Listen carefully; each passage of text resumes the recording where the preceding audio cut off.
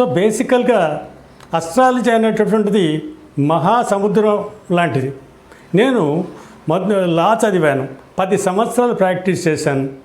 ఈ లా చదివి ప్రాక్టీస్ చేసే సందర్భంలో మీరు కూడా ఒక అడ్వకేట్ ఆఫీస్కి వెళ్ళినప్పుడు పెద్ద పెద్ద పుస్తకాలు కొన్ని వందల సంఖ్యలో ఉండడం మీరు చూసే ఉంటారు.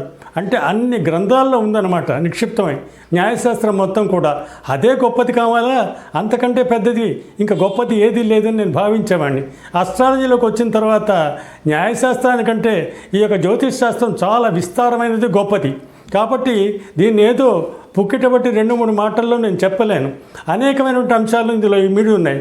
కాబట్టి ఈ ప్రేక్షకుల్లో ఎవరైనా సరే ఏదైనా ఒక టాపిక్ని గురించి అనుమానాలు ఉన్నట్లయితే వాళ్ళు కామెంట్ బాక్స్లో పెడితే నేను దాని మీద కూడా ఒక వీడియో మూలకంగా నేను దానికి సరైన సమాధానం చెప్పగలనని ఇందు మూలంగా మనవి చేస్తున్నాను.